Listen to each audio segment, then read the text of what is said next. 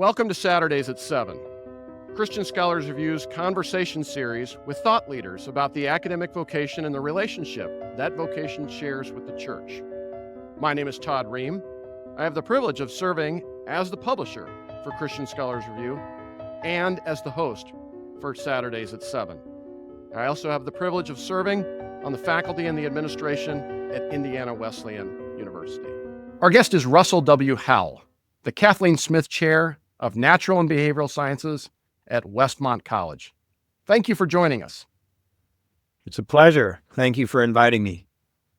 As with other guests who contributed to this series concerning mathematics as a vocation, I'd like to once again start our conversation by asking for your impressions of a 1960 article by Eugene Wigner. For individuals listening today who are unfamiliar with Wigner, he served most of his career on the faculty at Princeton University, served briefly as the Director of Research and Development at what became the Oak Ridge National Laboratory, and won the Nobel Prize in 1963 for his contributions to the understanding of the atomic nucleus. In February 1960, he published The Unreasonable Effectiveness of Mathematics in the Natural Sciences, in Communications in Pure and Applied Mathematics. When reading this article, I found Wigner resorting to a curious and inviting forms of language. For example, in his first 2 points, Wigner claims that the enormous usefulness of mathematics in the natural sciences is something bordering on the mysterious, for which there is no rational explanation. In his second point, he then contends that it's just uncanny that this usefulness of mathematical concepts rises to the level it does in terms of physical theories. To begin, how prone are mathematicians and physicists to using terms such as mysterious or uncanny in summations of their efforts? It's a little hard to quantify how frequently that occurs, but it certainly does occur. I would say they would not add there's no rational explanation for it, because the uncanny feature has come out of some sort of a rational proof. I could give you a couple of examples of things that strike me as just bizarre that I think I could explain if without too much effort. If you take any odd number like 15 and ask what are its proper divisors, 1, 3, and 5 are the numbers that go into it. If you add those up, it's less than 15. 1 plus 3 plus 5 is 9. Yeah. And there was a conjecture that every odd number, if you add up its proper divisors, will be less than the number. And that works for 3, 5, 7, 9, 11, all the way up to, let's see, I think it's something like 943. But 945, if you add up all the proper divisors, it comes out to 975, which is just bizarre. Then all of a sudden, the pattern holds and then bang, it breaks. Yeah. Or the fact that the number pi comes up in so many unexpected ways. I mean, everyone knows the formula for the area of a circle is pi times the square of the radius, pi r squared. But if you can imagine taking a graph, let's see, it would look this way, y equals 1 over x, and just rotating that around and extending it out to infinity. The volume is actually finite, and it's pi if you go from 1 to infinity. Why would that be? If you add up the sum of the reciprocals of all the square numbers, so 1 plus 1/4 plus 1/9 plus 1/16 plus 1/25 and so on, that comes out to pi squared over 6. Why in the world pi would get involved in that? Is maybe you could use the word mysterious. Uncanny is another word. If you make the graph of a function the sine of x divided by x and ask yourself, what's the algebraic area of that graph? It turns out to be pi over 2. If you take, instead of the numerator, just the sine of x and the denominator x, if you have the numerator sine of x times x over 3 and the denominator x times x over 3, what's that algebraic area? Pi over 2. Now take sine of x times x over 3 times x over 5 in the numerator, and then the denominator x times x over 3 times x over 5. What's the area under that? Pi over 2. And so on up to, let's see, something like sine of x over 15 over x over 15. So you have all those products in the numerator and all in the denominator. That's not pi over 2. It's some bizarre fraction. And they know the exact answer, but it's not pi over 2. It's something close to pi over 2, but not that. Yeah. So why all of a sudden the pattern would change? That's kind of a surprise, if not a mystery. Yeah. I don't know if that's an example that's relevant for the people listening, but there are dozens and dozens of things like that where mathematics is all about studying patterns, and all of a sudden the pattern doesn't work. Why would that? At these moments when the patterns don't work, such as what Wigner encountered, such as what you just described through a variety of examples, in what ways would the lessons from other academic disciplines perhaps be helpful in creating and offering explanations? And I think here in particular, perhaps philosophy or theology that may grapple with some of these questions just in different ways or through different means. Yeah, I don't know if mathematics or physics as a discipline itself would be able to provide answers other than that's just the way it came out. But the question, why did it come out that way? Yeah. It would be helpful for philosophers of mathematics and even theologians to be able to be conversation partners in those discussions. So I think there's fruitful room for that kind of thing. The discussions would have to begin with, what is your opinion of the nature of a mathematical object? Are they just human constructions? Or are they representative of God's thoughts, for instance? The latter is an Augustinian view. The former would be sort of a view of a contemporary philosopher, William Craig, or George Berkeley also had that view, a nominalist kind of perspective of mathematics. So, I mean, I think there's really opportunity to get into some good conversations. I'm not sure you would be able to settle the issue. Yeah. In what ways, if any, then, is mathematics as an expression of the academic vocation defined by persistence, and persistence in the pursuit of truth through that which otherwise may seem mysterious or uncanny, at least for a season, if not, perhaps even after persisting through as far as rational explanations may offer, a sense of peace with what we've found or what we've uncovered? Well, I think this is not unique to mathematics. I think this would be true for any discipline, the notion of persistence, thinking deeply about something that's simple. By the way, that's a phrase that was coined by the physicist Alfred Lunde, who would have students at the Ohio State University over to his home for discussion about various philosophical issues. And one student asked, what is it that distinguishes great thinkers from the mainstream? And the response was, to be a great thinker, you have to learn to think deeply about simple things. And I tell my students often, you have to be able to live with the problem or issue that you're working on. And by living with it, it's just become part of your being. One of the best results that I got in my doctoral dissertation came as I was sitting in the back of a car riding from Wheaton, Illinois, back to Columbus, Ohio in a snowstorm. I was not the driver, and I was just sitting back there, half daydreaming, thinking, why don't you try this? And it sort of made sense in the car. I couldn't really do it then. When I got back to campus, I tried it, and it worked. Why do you get that thought? You only get it because prior to that, you've invested a lot of hard thinking about looking at other issues. And perhaps we'd like to think, at least in this part of the country, aided by the mundane nature of driving along the Indiana Tollway there across the northern part of the state between Wheaton and Columbus.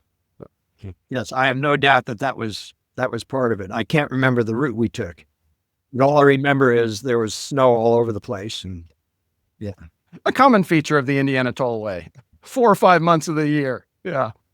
Want to ask you then actually about your commitment and calling to mathematics and the time that you spent at Wheaton and Ohio State. You earned an undergraduate degree in math from Wheaton and then did a doctorate in mathematics at the Ohio State University. I also want to pause at this point in time to mention that you're also a graduate of Sunny Hills High School, which is Which in we share that distinction. right, Fullerton, California, which is the same hometown for both of us there. But then you also earned a master's in computer systems engineering from the University of Edinburgh. At what point did you begin to sense that mathematics would prove central to your vocation? Well, that's a good question. I think some people just are born knowing what they want to do. I didn't. My career path was, number one, I'm going to be a cowboy. I had a Roy Rogers bedspread and the whole thing. And then I got a chemistry set. Now I'm going to be a chemist. In high school, I wanted to be a pilot. And by the time I headed off to college, I was going to be a pastor. So I was going to go through college, major in something, and then go to seminary and be a pastor. But for sure, in my generation, you didn't take calculus in high school. For sure, I was going to take a calculus course because of an idle comment made by a geometry teacher after class one day. I was standing talking with him, and I was very interested in pi, as I mentioned earlier, how that shows up. The area of a circle is pi r squared. No matter what the radius, pi always shows up. That's kind of weird. And he drew a picture of a curve that looks like this. It's called a parabola. And he said, what do you think the area under that curve is between the origin and 1? And he said, now look, it's a curved line. You can't use the area of a triangle to get it because it's not a straight line. And the curve has the equation y equals x squared. So I said to him, well, the area's got to be the square root of something. He said, no, it's exactly equal to 1/3. I said, it can't be that simple a number. It just can't be. And he said, well, if you take calculus, you'll see why the area is 1/3. So this little bell goes off. Okay, no matter what, I got to find out why that's the case. And so I took calculus, and when we got to that part, it was so satisfying. The elegant theory, it was so beautiful. You'll see mathematicians using that phrase a lot to describe results. It's just so elegant, so beautiful, so symmetric that I had to take another course. And then sophomore year, I thought, I'm going to major in mathematics. But I was on a plane ride back to California from Wheaton and got into a discussion with a person about my faith. And towards the end, he said, what's your major? And I said, mathematics. And that really jolted him. It sort of gave what I was saying more credence in his judgment because he was scientifically oriented. And I imagine what would have happened if I had that conversation 20 years from now and the person says, what do you do? And I say, I'm a pastor. Yeah. Will it have the same effect? Now, of course, pastors have a tremendous role, but I thought there's a role for someone who loves mathematics, which by that time I did, to be a witness for Jesus Christ to people who are maybe drawn to that field but think science disproves God or something like that. Yeah. So I don't know if that's what you were getting at, but that was sort of my career path. Yeah. You mentioned a geometry teacher who challenged you in the way that you noted. Are there any other mentors who were helpful along the way? Any other comparable experiences, perhaps with elegant explanations and details that really hooked your interest? I guess I would have to say Arthur Holmes, who was a philosophy teacher at Wheaton. So I was toying with, do I do a double major in mathematics or philosophy? And I had several courses from Arthur. And I was so impressed with how thinking deeply about philosophical issues can not only enrich your life, but also give you a bigger perspective on important issues of the day. Thank you. Broadly speaking, your area of expertise is complex analysis, with one of your signature efforts being complex analysis for mathematics and engineering. a book you co-authored with John Matthews, was published by Jones and Bartlett and has gone through numerous editions. For individuals unfamiliar with complex analysis, how would you define it? And then of all the subdisciplines in mathematics that could have garnered your attention, why complex analysis? First of all, it has such an incredible history. So for those that may not be familiar, complex analysis is a discipline that studies what we call sometimes imaginary numbers, things like the square root of -1. And back in the day, in the 1400s, those kinds of things were scoffed at. Negative numbers, by the way, didn't hit the mathematical scene until later, even than 1400s. There was no need for negative numbers. So they were around, but people didn't pay attention to them. So if negative numbers were suspicious, taking square roots of negative numbers were ridiculous. If you multiply any number by itself, you get a positive number. So you can't have the square root of a negative number.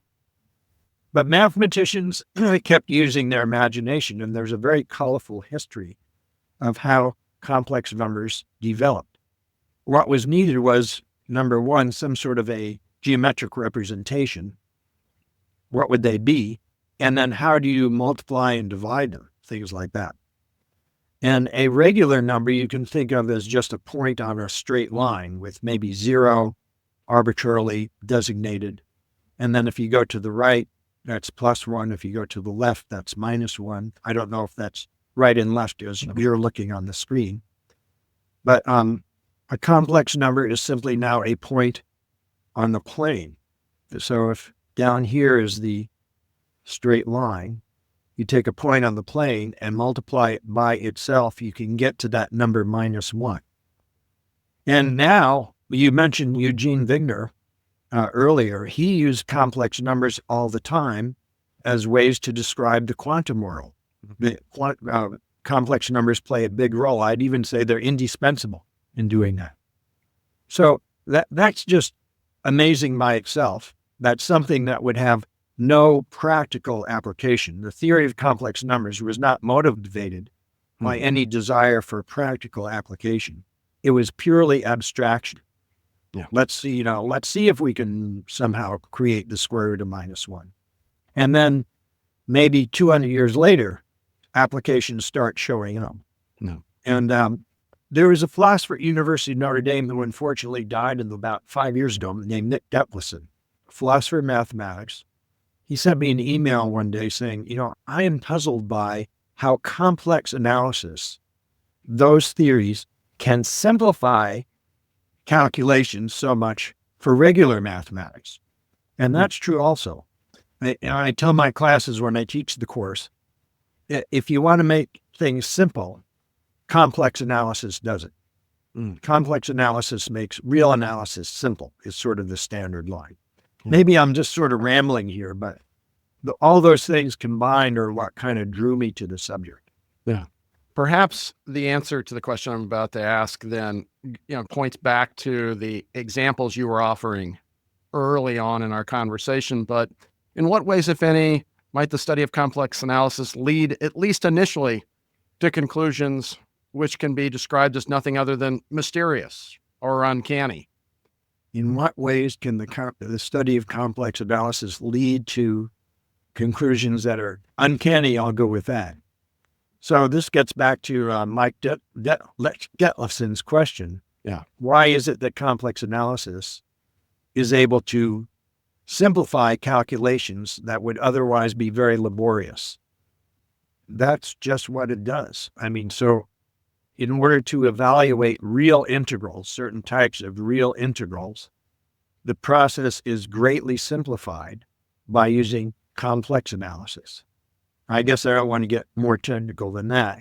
By the way, about a year later, I emailed Nick and I said, in my initial response, he wanted to have examples of things, and I gave him a few. And about a year later, I emailed him back and I said, I'm curious about your philosophical take on this. Why is it that complex analysis makes real analysis calculations simpler? And he said, I got involved in some other projects and I'm going to turn my attention to this pretty soon, but I don't have anything to say yet. And then unfortunately, he passed away. Yeah. Would you please describe one of your recent research efforts to us? Or I had 3 great research students in the summer of 2023. We worked for 10 weeks in the summer and came up with results that are going to be published next month in the American Mathematical Monthly. And one of those results led to a question that's not solved yet, so I can talk about that. Yeah. So take the number line and just take the numbers between 0 and 1 and write the number in a decimal expansion. So 1/3 would be 0.33333, 3/4 would be 0.75. Take those decimal numbers and let's just say, for simplicity, if the numbers are between 0 and 5, associate that with a plus sign. 6 through 9 associated with a minus sign. And then depending on the number that you pick, you can get an infinite sequence of plus and minus signs. So if the number is 0.33333, then you get all pluses. If the number was 0.3821, you might get a plus, a minus, and so on. With those sequence of pluses or minuses, then you can form a polynomial, x minus x squared plus x cubed and so forth. And the question we asked is, what's the probability if you pick a number between 0 or 1 and you form the polynomial with pluses or minuses, that it will have a certain property? And we were able to prove that there are infinitely many numbers that give polynomials with that property, and also infinitely many numbers that give polynomials that don't have that property.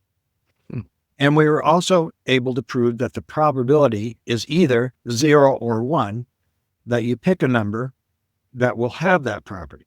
So there's infinitely many that do, infinitely many that don't. The probability is either 0 or 1. What's the probability? That's the unsolved question. Yeah. I don't know if that's been helpful or if that No. flew by you too fast, but No. What about that pursuit and that effort that you and your students engaged in the summer of 2023? Did you all find appealing and or gratifying, intrinsically so? Perhaps it had some of the elegant qualities to it in terms of what began to emerge that you sort of referenced back that mathematicians also find so appealing.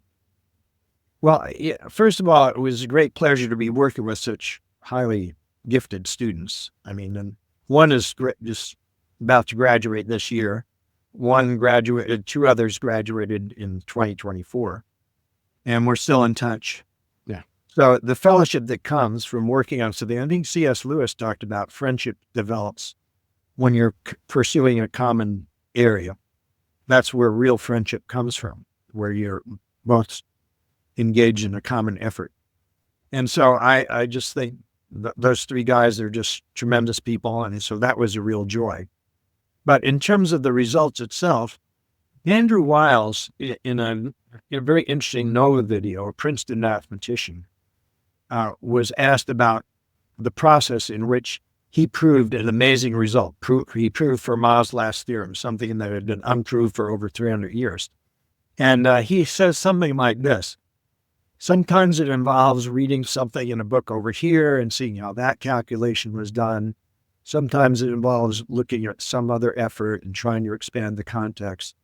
And then sometimes you just have to come up with something completely new. It's a mystery where that comes from. And that bit about coming up with something new reminds me of a quote by the logician Augustus de Morgan, which I have my classes memorize and recite, which is simply this: the moving power of mathematical invention is not reasoning, but imagination. I just think that's really a great quote because it's true. It's the creative part, the imagination part. And there was one case where one of my students read a paper that someone else had written and said, "Hey, we can use this." It just bang. Look, this is a great thing we can use. And we did, and we got a result because of that. Yeah, that's great. What a great example. I want to ask you about some of your other work then now, because in addition to complex analysis and your efforts in that subfield, You've led some prominent efforts pursuing the relationship shared by mathematics, philosophy, and theology. When pursuing those efforts, what historical conversation partners have been part of your thinking? And then what contemporary conversation partners have been part of your thinking? Whom have you turn for inspiration and perhaps to fire Yeah. your imagination? Well, I guess the first one I'd have to mention from the past would be Augustine, Bishop of Hippo. He has a view of mathematics that I'm very drawn to, and it's most thoroughly articulated in his book on the free choice of the will. I guess you could say he Christianized Plato. Plato had this view, as those who study philosophy know, there's this ideal world of forms. It's a little hard to say where they are, or how they exist, or how humans interact with them. But for instance, the reason why I can recognize something as a chair is because it, according to Plato, participates in the universal form of chairness. Well, Augustine, at least for the logical side of mathematics, like 2 + 2 = 4, 5 + 7 = 12, those logical truths have always been true because they are representative of God's thoughts. And humans being created in God's image can think God's thoughts after him. And that's why we're able to do mathematics. And that's partly why mathematics is so successful in explaining how the universe works. I think it was C.S. Lewis who said something like this: the disorderly or chaotic world that we refuse to believe in is the same disorderly or chaotic world that he refused to create. So God's mind is orderly, it seems, and he created a world that can be described by means of these orderly logical thoughts. Now that was Augustine's view. There's a lot of philosophical problems with that position that I don't want to go into, but nevertheless, I'm still drawn to them. As far as the opposite view for a conversation partner, someone from, again, a while ago, Bishop George Berkeley in the 1700s, he was a nominalist. And so you have the Christian Augustine, who is, let's say, a Platonist in mathematics. He Christianized Platonism. But the Christian George Berkeley was a nominalist. And so I'm really attracted to some of the thinking that George Berkeley has to say about the nature of mathematics. A more contemporary person with that view, with that nominalistic view that I mentioned earlier, is William Craig. He has written extensively on that, and he is a nominalist. A more contemporary person who would be a Platonist is Chris Menzel at Texas A&M. He wrote a very interesting article called Theism, Platonism, and the Metaphysics of Mathematics. So I've learned a whole bunch from those. I said I'm drawn to the Augustinian view, but that's sort of when on Tuesdays and Thursdays. I am also, there are problems with it, and I understand the other view too. So I just enjoy reading about that stuff. Thank you. I want to ask you about, in terms of these efforts, begin by asking you about one of the articles that you published, this one in particular in June 2015 in Perspectives on Science and Christian Faith. It was entitled The Matter of Mathematics. After working through some of the questions and challenges that emerged in terms of the relationship shared by mathematics and faith, you offer an elaborate overview of opportunities for fostering relationships between them. In the 10 years now that have just about passed since the publication of that article, have any of those opportunities perhaps proved more promising than others? And if you were to write that article again today, in what ways, if any, might you rephrase it or reconstruct some of those? Well, let's see. Let's go back also to Berkeley again, because there's something that he wrote in 1734. The essay is called The Analyst, or a Discourse Addressed to an Infidel Mathematician. And he is arguing against the free-thinking movement in the UK at the time, and saying, essentially, you free thinkers criticize religious people for relying on authority, tradition, revelation. You say we're superstitious. You're worse in mathematics. This is when Newton's calculus was first getting launched. And his criticisms of Newton's calculus have stood the test of time, at least as it was developed then. There are lots of stuff mathematicians didn't know what they were doing. Now, since then, the foundations have been firmed up. But Barclay concludes the essay with a series of pithy rhetorical questions that relate in part to mystery. And I think there are mysterious conclusions that mathematicians draw that can help us deal with paradoxes that arise in the Christian faith.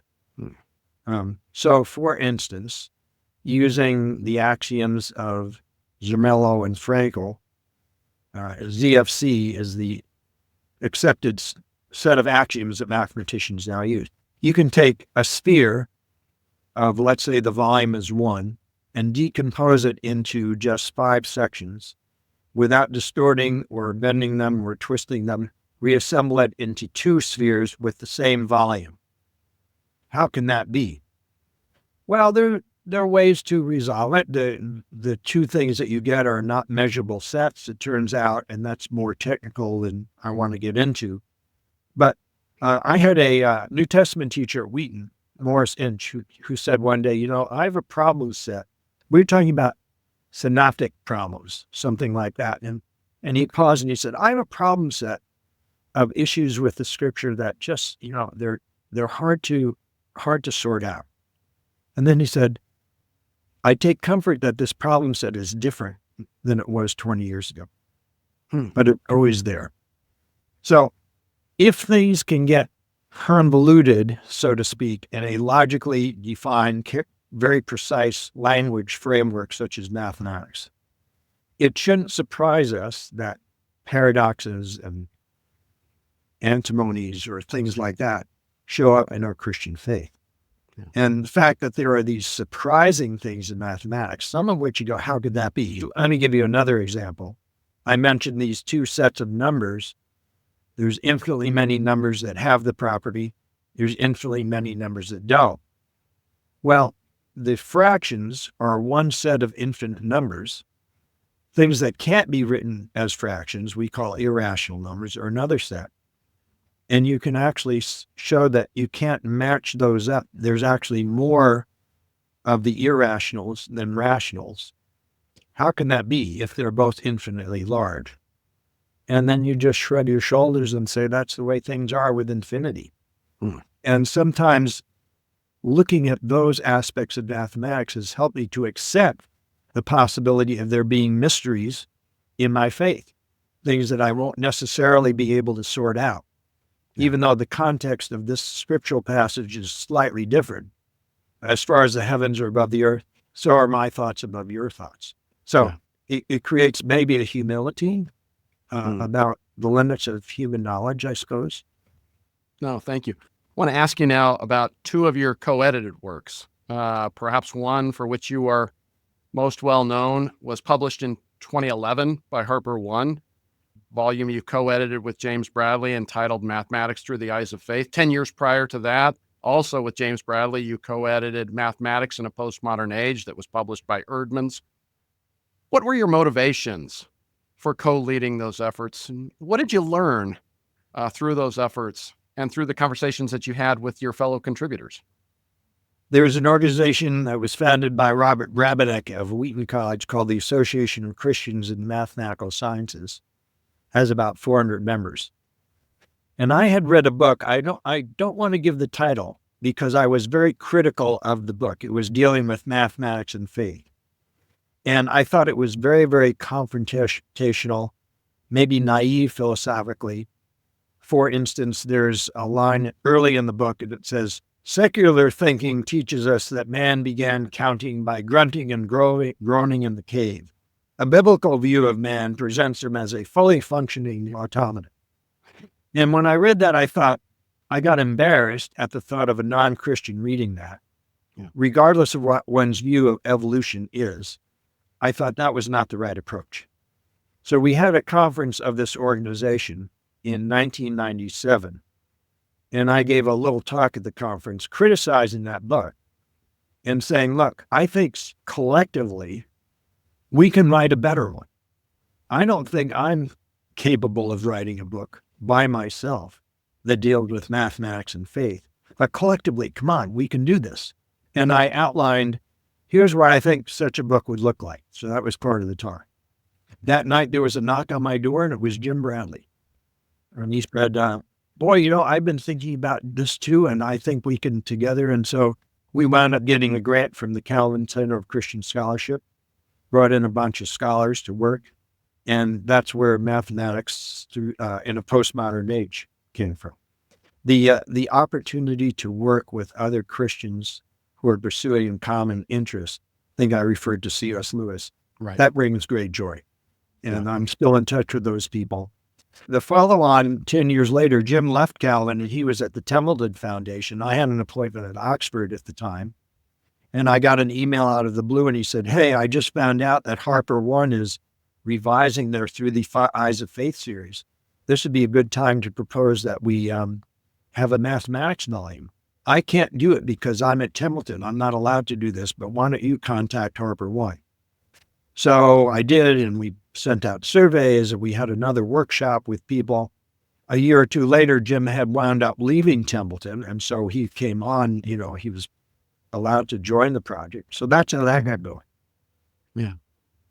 In what ways do you think those volumes and their widespread use in undergraduate classes have impacted how conversations are taking place concerning the relationship shared by theology, math, and faith? Oh, that's a great question. I can give you a personal example. I got an email out of the blue from an atheist mathematician, and he said, hey, I read somewhere that you wrote about a book about math and your faith.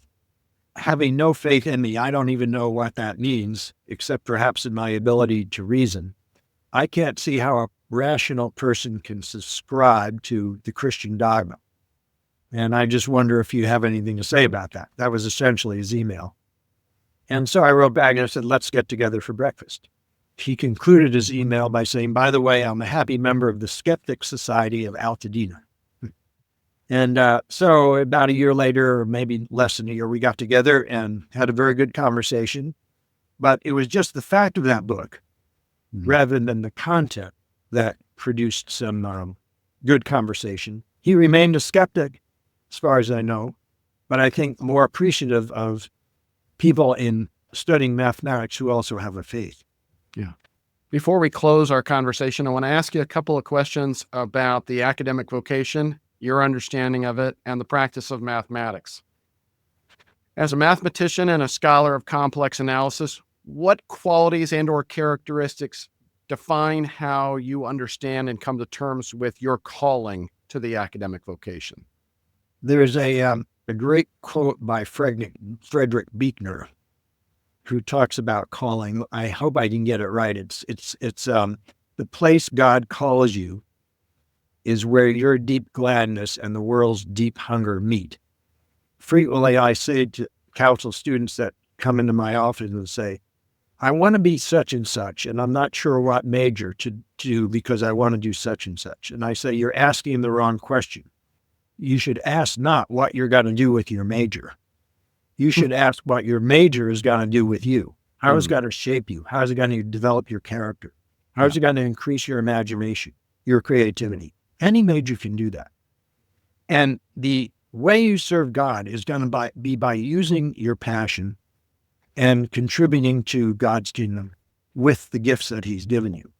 I'll give you an example of something that shows up in missions work that would have been surprising. This is back maybe in the 1950s. I'm not sure of the year, but Yvonne Lowe, a British mathematician, and Kevin Pike were called to consult on a language translation problem in Bariba in the Sudan Interior Mission. And the linguist had spent time learning the language as a monolingual language at the time, and finally thought they had it, and they preached. Jesus said, I am the light of the world. And the response of the natives was bewilderment. What do you mean? You want us to worship you if you're the light of the world? So it would be as if I said, Jesus said, I, meaning the speaker, am the light of the world, as opposed to Jesus himself is the light of the world. So Yvonne Lowe solved that problem, believe it or not, using permutation groups, which is part of a branch of mathematics known as group theory. that you usually study about your junior or senior year as a mathematics major in college. And he solved that problem, wrote an article and said, the name of the article was Christian Mathematicians, Where Are You? And he said, we need people who are trained in formal skills to be able to help with language translation efforts. And I frequently counsel students, you major in what you like and what challenges you. And then you will find a way to serve God with it in ways that might surprise you. Yeah. Thank you. You may have mentioned a couple of these already. We talked, for example, about humility. But as a mathematician, what virtues, whether they be intellectual, moral, or theological, do you believe are most important to cultivate? Boy, that just what you're saying that reminds me of a comment that Stanley Hauerwas made once. And I think it's written down also somewhere, but he was visiting campus and he was talking about moral virtue. And he said, look, the best moral training you can give someone is to make them take a good course in mathematics. He actually said that. And at the time he was reacting to postmodernism, where all truth is relative and this is my truth and that's your truth. And he said, in mathematics, you're confronted with an objective reality. And you might get the wrong answer. You might be wrong. And you have to realize it's just obvious that you're wrong. That might be more true of mathematics than some other disciplines where you hear students say, well, just because I didn't say things the way the teacher wanted it, I got marked down. You don't hear that too much in mathematics. The students say, no, I agree that I'm wrong. So there's a moral quality there about submitting yourself to some sort of higher authority. In this case, it's objectivity and reason and so forth. I think also the quality of being able to stick with the task and persist in it. So this research group that I mentioned, for 5 weeks, we didn't get anything. So we were just fiddling around. But as I said, living with the problem, then you say, wait a minute, things start coming. And I think that's relating to a moral component also. Persistence, humility before higher authority. If I may ask sort of the reverse side of that, for mathematicians, are there any vices which you think are important to guard against and to be vigilant? Sure. The opposite would be arrogance and think that your discipline is the only thing that's important and to sort of scoff. You hear this a lot of people. You hear the word the soft sciences. You also hear sometimes in secular settings, I'll go to a math conference and people in the humanities are sometimes ridiculed. Sloppy thinking, soft thinking. Now, someone that studied a fair amount of philosophy in undergrad school, I go, you have no idea what you're talking about. You get in a conversation with a philosopher and they will lose you faster than you can say, snap your fingers. Yeah. So I think a vice would be intellectual arrogance. Yeah. And again, that's not just limited to mathematics. I will say something that grieves me, though, in our culture. This is maybe going the other way. It's sort of cool to brag about your ignorance of mathematics. Oh, I've never been any good in mathematics. Ha, ha, ha. It doesn't seem as equally acceptable to say, oh, I never heard about Shakespeare. Ha, ha, ha. If you had that attitude, you'd be, wait, what's wrong with you? But it's somehow cool to say, oh, I'm never good in mathematics and I can ignore it. You're going to be interviewing Francis Sue in the following week, and he has a very good book called Mathematics for Human Flourishing, in which he argues that everyone does mathematics at some level, whether they realize it or not. The famous British historian Arnold Toynbee laments that he was not required to take a course in calculus because it is the basis of all modern science. He said, I was too immature and I just decided to go on and do classics. So I wish there would be some sort of, in a liberal arts college, I would like there to be, I taught my students into taking humanities classes. And I hope, and I think they do, my humanities colleagues do likewise and say, look, you need to take a mathematics course to be a truly liberally educated person. Yeah. I think we could have a whole nother conversation just about the role that mathematics has historically played and should continue to play, but is perhaps declining right now in what we call general education or core curriculum, and in terms of how we seek to shape the sensibilities of one's mind and the orientation of their thinking. Work needs to be done there. Before we close, though, if I may, because we're talking about sort of these details right now, what contributions, if any, then do you think are mathematicians uniquely positioned to make to colleagues who are called to other disciplines? And in what ways can those contributions become more part of our thinking and more publicly aware in terms of our sense of understanding? Yeah. Well, let me begin by criticizing mathematicians and then maybe offering a remedy. And the criticism is that we have developed as a discipline a vocabulary that's so specialized that if it would be very, very difficult for me to have a conversation, say with my wife even, hey, what are you doing in research? 3 words out of my mouth, and I have no idea what you're talking about. And that's different from, if I talk to a chemist, they have ways to describe what they do because words like molecule and so on are in the general vocabulary. And I think that's true for humanities people. They can describe what they do because they have the vocabulary for it. I think a person in philosophy or theology could lose someone instantly if they wanted to talk about what are they doing in their research with technicalities and so on. But they don't do it because A, they're not arrogant and they have a vocabulary for doing it. So mathematicians need to do a better job at communicating in vocabulary that's part of the culture, communicating what their discipline is about. There are kind of 2 arguments often that are given for the value of mathematics, of pure mathematical research. One is the future value argument. Maybe what you're doing in these abstract things don't have any application now, but the history of mathematics reveals that maybe even 100 years later, application is found. Complex analysis being one example that we talked about. So there's that, and there's also the aesthetic argument.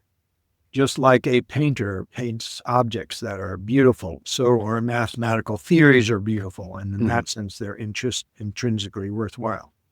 Well, the future value argument is lessened to the extent that mathematics is becoming so specialized that only maybe 20 people in the world can read and understand an article that's been written. There needs to be a way to somehow communicate the results to a larger audience. And that also impacts on the aesthetic argument. If there's only 20 people that can understand what you're doing, what's the aesthetic value for that if it's only limited to 20 people? So just circling back to your question, I think that we as a community have work cut out for us to be able to engage with other people. And part of that has to do with finding better ways to communicate. Yeah. Thank you very much. Our guest has been Russell W. Howell, the Kathleen Smith Chair of Natural and Behavioral Sciences at Westmont College. Thank you for taking the time to share your insights and wisdom with us. You're welcome, Todd. And as I said earlier, it was a great pleasure to have been asked. Thank you for joining us for Saturdays at 7. Christian Scholars Review's conversation series with thought leaders about the academic vocation and the relationship that vocation shares with the church. We invite you to join us again next week for Saturdays at 7.